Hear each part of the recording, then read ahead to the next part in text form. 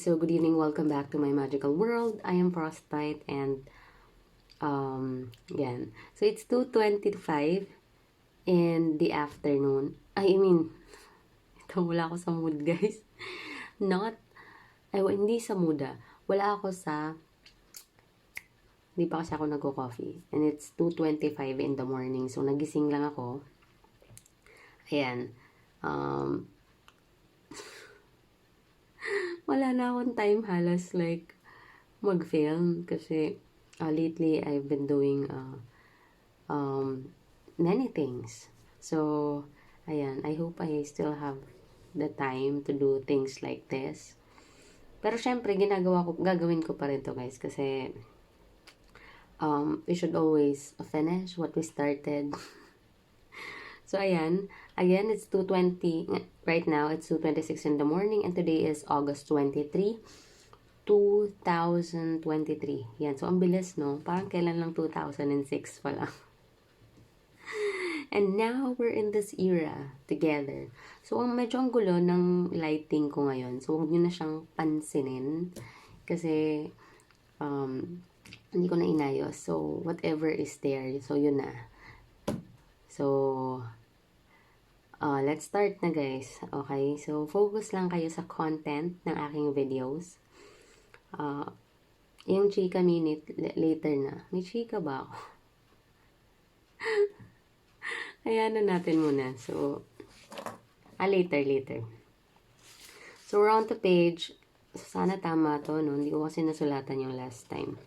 We're on to page 145 and 146. Yan. Let's start. Kalmahan nyo lang, magbabasa lang naman tayo. So, with all due respect to the Bible, however, it does not seem to be true that work necessarily needs to be unpleasant.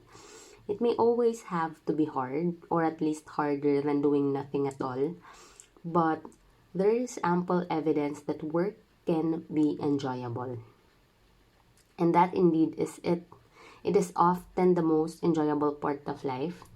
So occasionally cultures evolve in such a way as to make everyday productive chores as close to flow activities as possible. There are groups in which both works and family life are challenging yet harmoniously integrated. In the high mountain valleys of Europe, in alpine villages spared by the Industrial Revolution, communities of this type still exist. Curious to see how work is experienced in a traditional setting, representative of farming lifestyle that were prevalent everywhere up to a few generations ago. So a team of Italian psychologists led by Professor Fausto Massimini or Dr. Antonella Del Fave, or Fave, not sure. No, it's not important, guys. It's just a name. Recently interviewed some of their inhabitants and have generously shared their exhaustive transcripts. The most striking feature of such places is that those who live there can seldom distinguish work from free time. It could be said that they work 16 hours a day, each day, but then it could be also argued that they never work.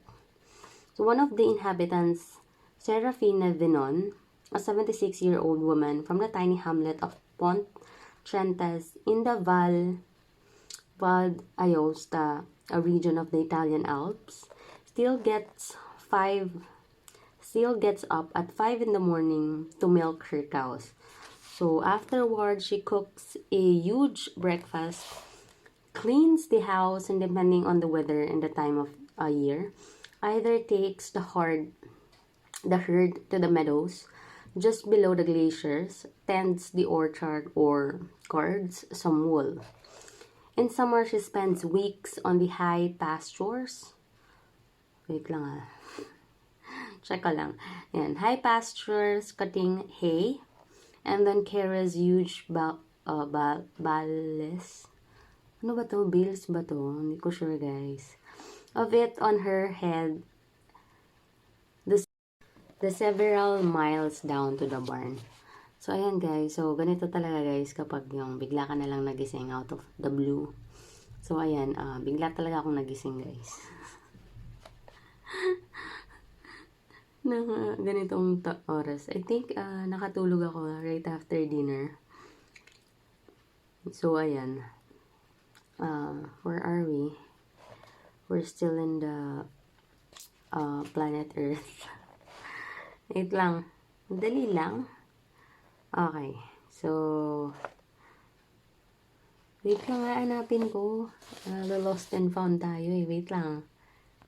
Okay, nahanap ko na guys.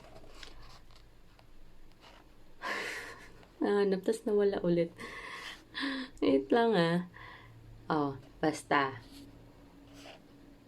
Ano ba yan? Wait nga. Okay, let's go back. Carries huge bales of it on her head.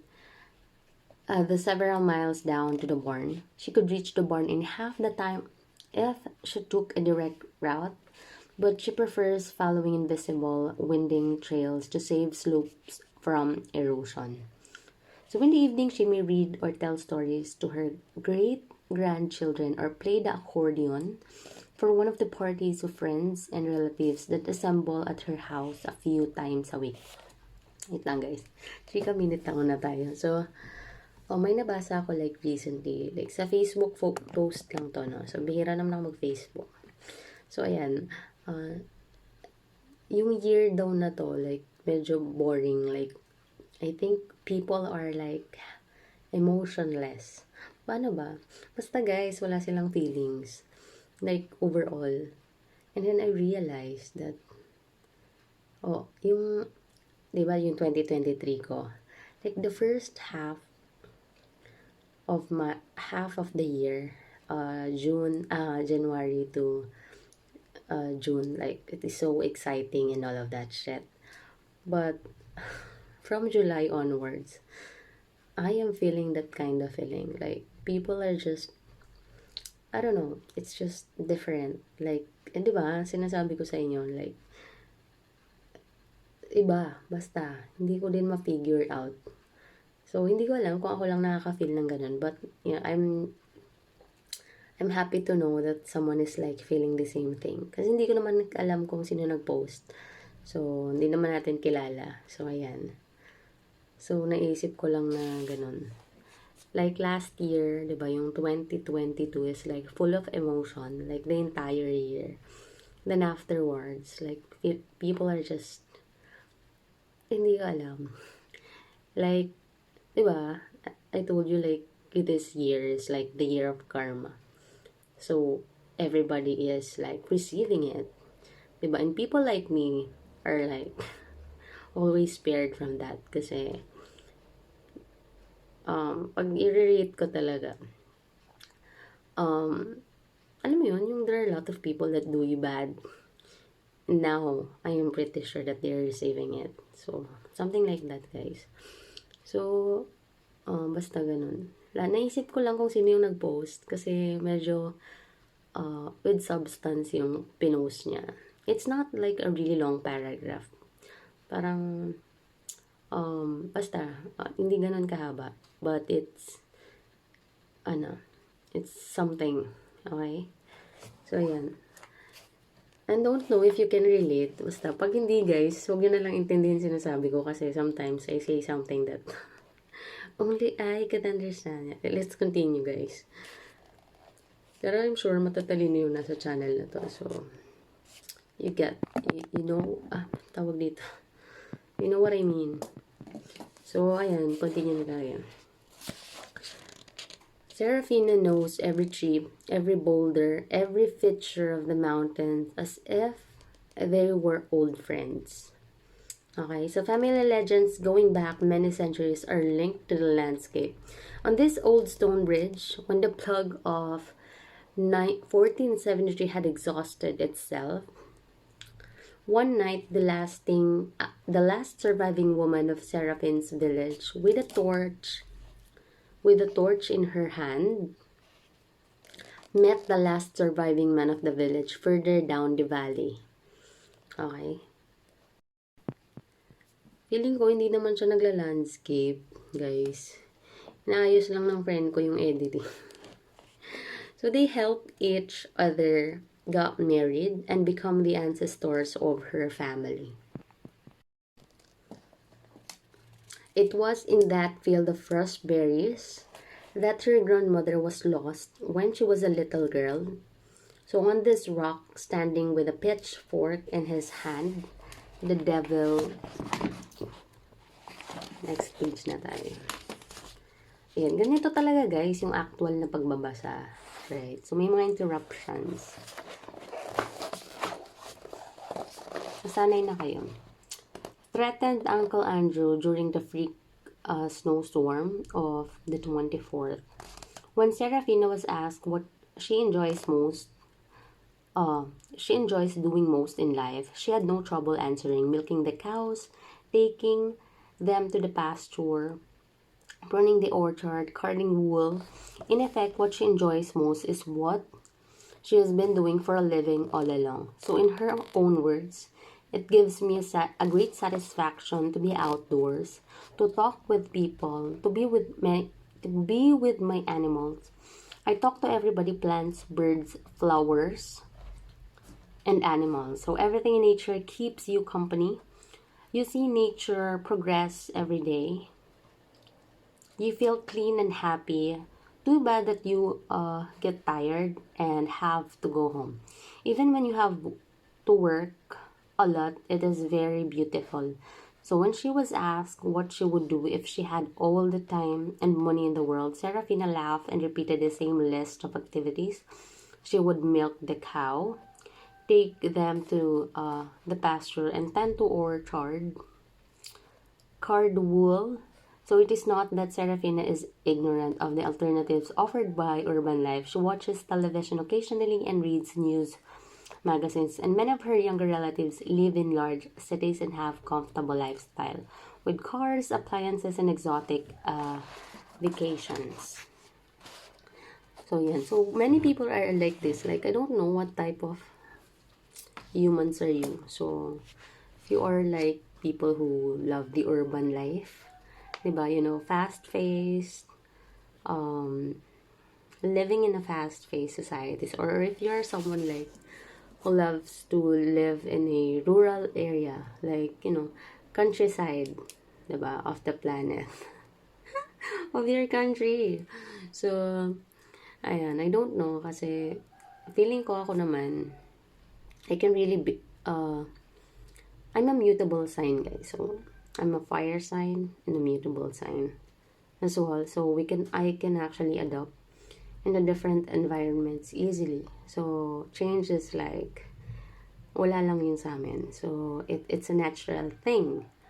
Diba? So, even though, like, we're on a constant change, so, you know, it is not, like, really hard for me, for us to blend in to that change. So, sobrang ano namin dun. Like, may power play kami when it comes to change. This involves like all sorts of changes, career, relationship. So it's not that easy, especially when you have mastered it. So, yun. Let's not get into that side of the kwentuhan. Marami na yung malalaman, guys. Anyways, yan. Continue na tayo, ha? So, but their most fashionable and modern ways of life does not attract Serafina. She is perfectly content and serene with the role she plays in the universe.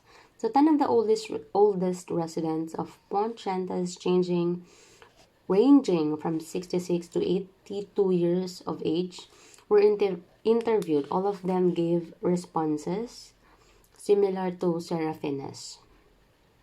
Okay, so none of them drew a sharp distinction between work and free time. All mentioned work as the major source of optimal experience, and none would want to work less if given a chance. So most of their children who were also interviewed expressed the same attitude toward life. However, among the grandchildren aged between 20 and 33 years, more typical attitudes toward work prevailed. So continue, guys. So,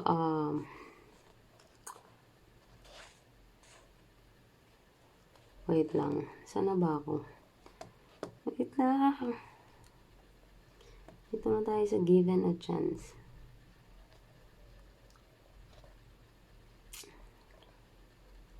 Dali, guys. Naano na naman tayo. Nawala. Wait lang.